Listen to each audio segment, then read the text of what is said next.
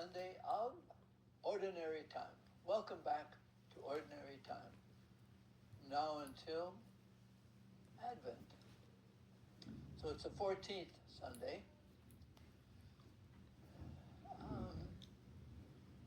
We've been through solemnities and Easter time and everything. And so the Gospel opens the sending time. Jesus is sending 72 assistants, disciples, in pairs. And it's very interesting in the Gospel. He sends 2 by 2 to places where he himself will visit after they have visited. So they are not the harvesters, they are the planters. And there is that sense that the harvest is plenty, but laborers are few. He only has 72.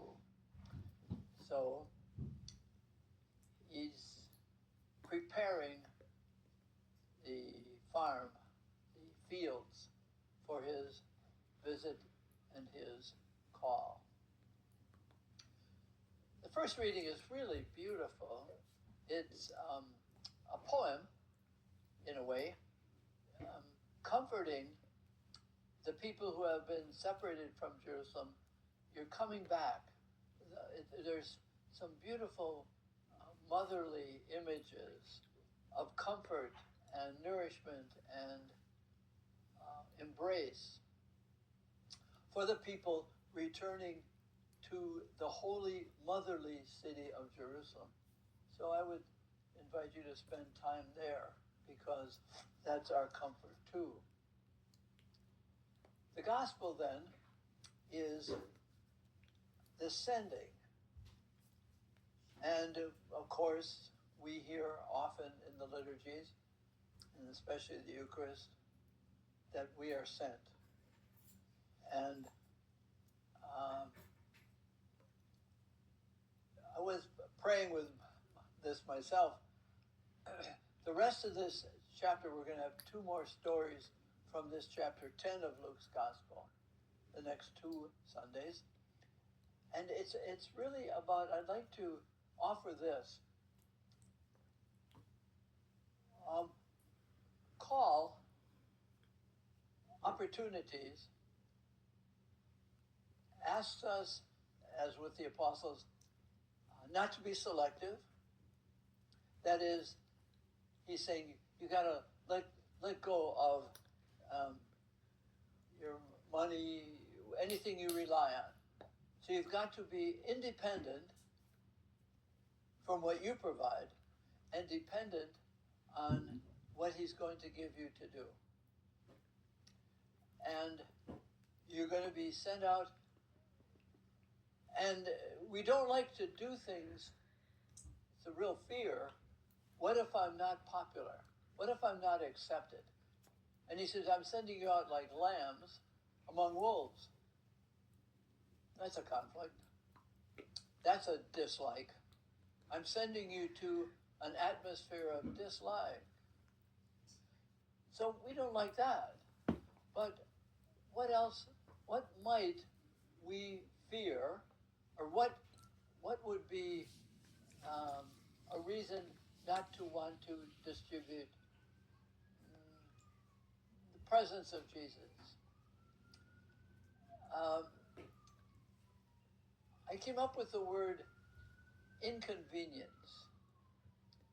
That siren out there that you hear, that's an inconvenience.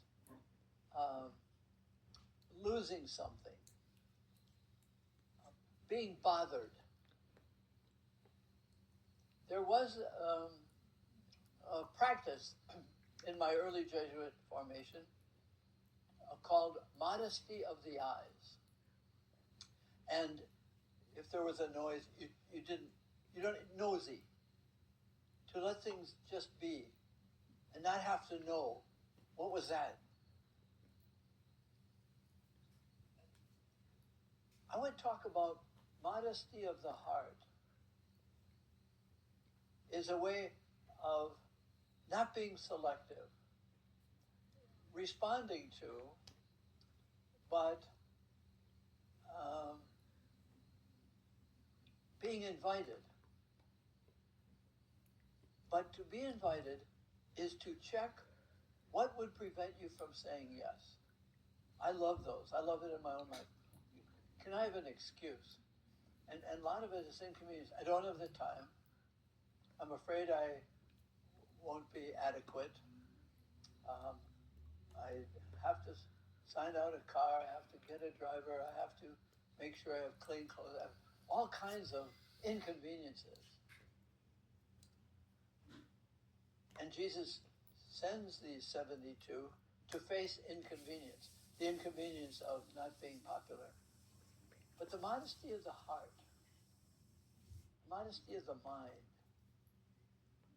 Can I be available? We have a phrase in the spiritual exercises of St. Ignatius, never be deaf to his call. And then, of course, what is his call? And can I hear a call and come up with a good excuse which would invalidate the call? So the invitation, I think, at least in this homily, and I prayed with this myself, I love to know my excuses. I love to know fears. And then I love to go against them. And I call that modesty of the mind. I don't have to know what's going to be given, what's going to be taken, what's going to be the setting. Will I have something to say? He says, don't take all your conveniences. Don't take your money bag, he says. Be dependent on me to give you something to give. Not out of your richness, but out of your poverty.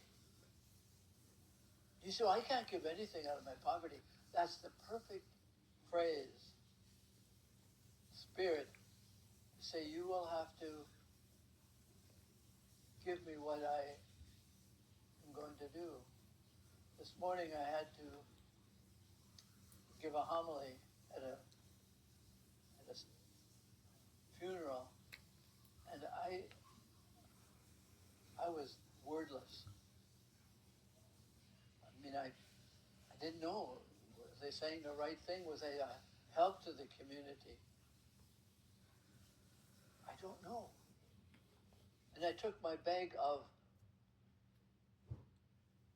nothing. Give me, Lord, words, ideas, thoughts, pictures. That's hard to do. And I prepared. And right before I started speaking, I said, you give me the words. Bless the words that I have prepared. And I showed up. Maybe it sums up this way. It takes humility to be surprised.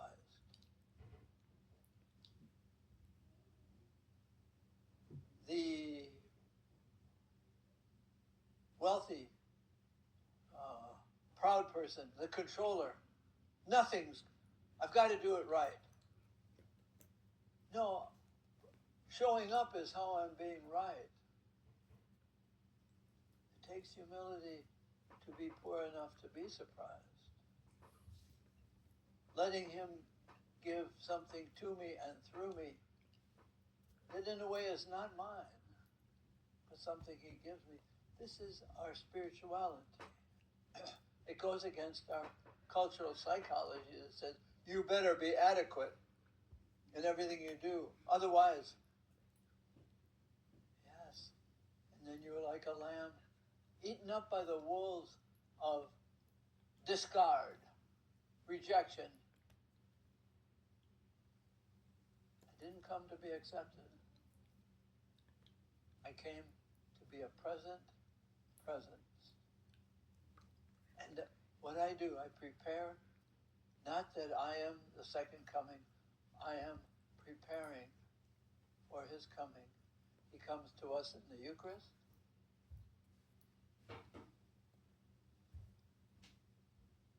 For distribution. It's the modesty of the heart is open, not selective. Available, not predictable.